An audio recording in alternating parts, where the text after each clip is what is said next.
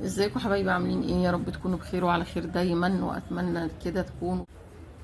ازيكم حبايبي؟ عاملين ايه؟ يا رب تكونوا بخير وعلى خير دايما، واتمنى تكونوا كده بخير باذن الله. رجعت لكم بعد غيبه طويله قوي. ليه بقى؟ ليه الغيبه الطويله دي؟ لان طبعا انتوا عارفين ان مفيش تفاعل في اليوتيوب الا على الفيديوهات اللي فيها مشاكل. تمام. وانا بصراحه لما بصور او حد اللي في النظام بتاع اليوتيوب، حد فينا مثلا بيصور فيديو، بيبقى طبعا الفيديو كبير وبياخد وقت. فبالنسبه لي انا لما اعمل فيديو ما يتفعلش عليه يبقى برضو مش صح. تمام. فانا النهارده راجعه لكم على امل كده ان شاء الله ان احنا كلنا نتفاعل مع بعض، وباذن الله راجعه لكم بوصفه حلوه قوي هتعجبكم، اللي هي البيكاتا بالمشروم. يعني ايه البيكاتا بالمشروم؟ يعني عباره عن صدور فراخ او بانيه على حسب ما انت تحبي، بس انا النهارده فضلتها تكون بالبانيه لانه رقيق ويستوي معاكي بسرعه لو انت مستعجله. فمعايا بانيه نص كيلو، ربع كيلو، كيلو، زي ما تحبي على حسب عددكم. ومعايا مشروم، طبعا مشروم علب لان الفريش دلوقتي مش موجود، ما اعتقدش ان موسمه يعني. ومعايا بصل لو حابه تفرميه، انا طبعا مخرطه رفيع. ومعايا دقيق، ومعايا لبن زي ما انتوا شايفين. مع بعض كده بقى هنيجي ونشوف هنعمل ايه بعد كده. معايا حبايبي، احنا جينا هنا على البوتاجاز وحطينا صينيه او طاسه زي ما تحبي، حاطين فيها ماده دهنيه سواء سمنه او زيت اللي انت ترتاحي له، وممكن تحطي زبده برده. احنا دلوقتي هنحط، طبعا انا متبله البانيه، متبلاه، انا متبله البانيه زي ما انت شايفه. طبعا انا نسيت اقول لكم التتبيله، هقول لكم على التتبيله دلوقتي بس لما الصوت يهدى شويه.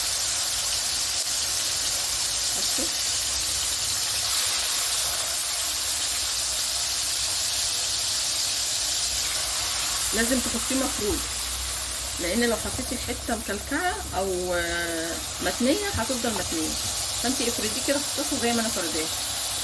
هقول لك بقى التتبيله ايه. التتبيله عباره عن ملح وكمون وفلفل وكزبره وكاري، ولو عايزه تحطي بابريكا عاديه حطي، ورشه جوز الطيب كده تمام قوي، وبصل الثوم.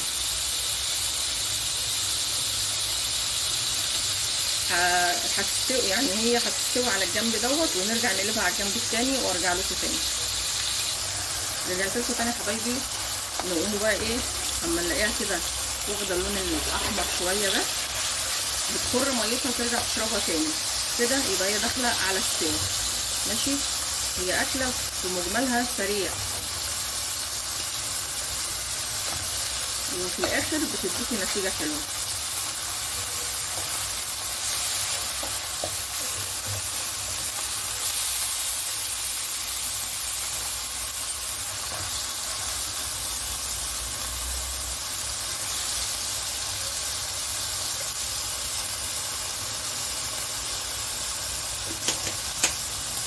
الحته اللي احمرت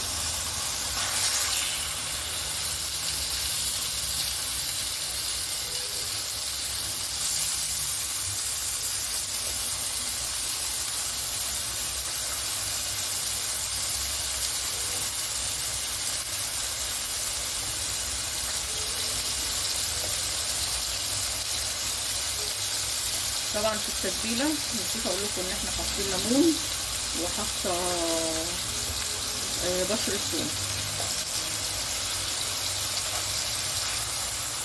الحاجه لما تديلها حقها في التتبيله وفي السوا تطلع معاكي نتيجه حلوه، مش مجرد ان انا دخلت المطبخ وعملت اكله في السريع يعني معنى كده ان انا ما اديهاش حقها. لا، اديها حقها، لانه في الاخر هتديكي انت نتيجه حلوه وطعم ولا اروع من كده. طبعا خلاص كده انا شايفه ان انا كده اطلع اللي استوى معايا. طبعا استوى معايا، وهو طبعا لسه هنخش في هنعمل الصوص. طبعا هتحط فيها، ده مش استوى كامل يعني. وطبعا كلنا اساتذه وعارفين يعني، بس بناخد المعلومه من بعض وبنتعلم من بعض. الواحد يعني طول ما هو عايش بيتعلم. دي طبعا اللي انا لسه حطاها اهي. ده مش سوا كامل زي ما قلت لكم، لسه هنعمل الصوص مع بعض. والحتت المحروقه دي ما تقلقيش منها حبايبي. ده كده احنا خلصنا الصدور اهي، ماشي. ودلوقتي زودنا حبه زيت وحته سمنه. هننزل بالبصل.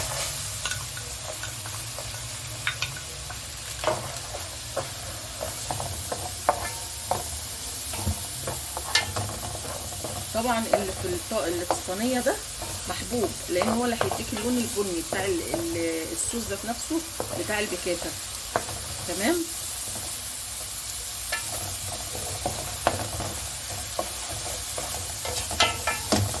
هي ما بتاخدش بصل اكتر من حبه صغيره او بصلايه صغيره.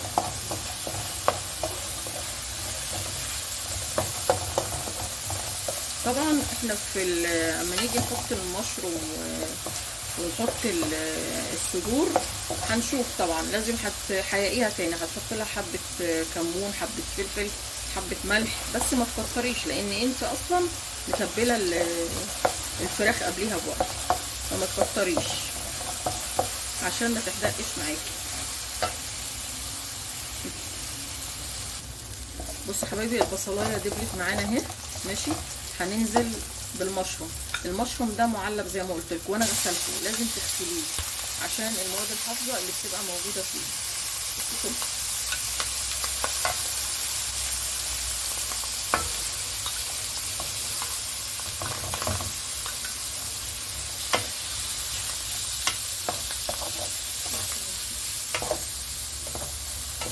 كده احنا بنشوح البصلايه مع المشروم زي ما انتم شايفين، ماشي.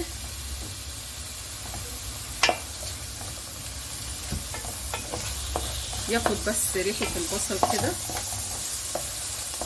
بصوا بقى شايفين اللون بيغير ازاي؟ ده اللون المطلوب. ولسه بقى لما تحط لها اللبن هتتفاعل مع بعضيها، هتديك اللون البني اللي هو بيعتبر اللي هو هحط لكم اسمه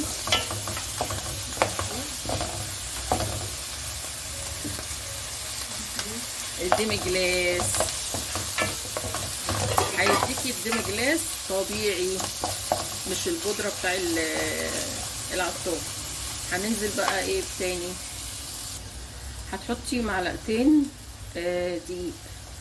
تركني المشروم والبصل على جنب وتحمري الدقيق شويه.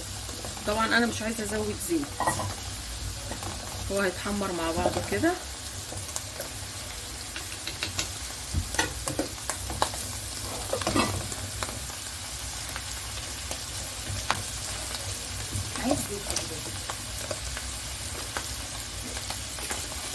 كده بس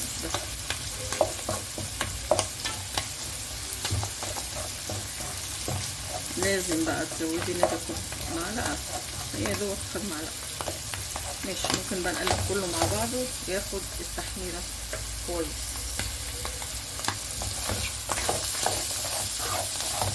ما كملتش معاكي الاكله دقايق اهي.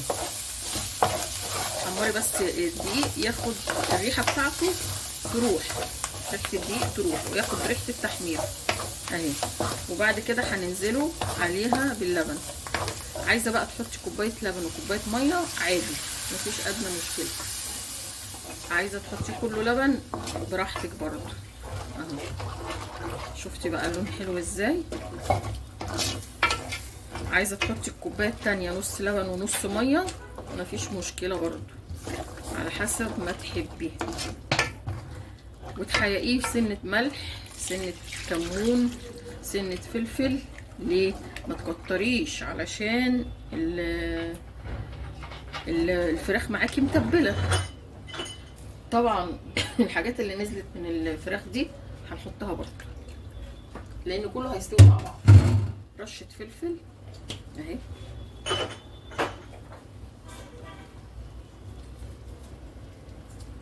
حطينا ملح بس على كده. عايزه تحطي كمون حطي، بس انا شايفه كده تغلي بقى شويه وننزل. او ممكن نحط الصدور دلوقتي تغلي مع بعضيها عادي. هننزل بقى بالصدور علشان تاخد معاكي الطعم والريحه بتاعه التتبيله بتاعه الصوص يعني ذات نفسه. وهترصيها برضو وهتوطي عليها، عشان بصي ده اللي نازل ده اهو، هتنزلي تاني كده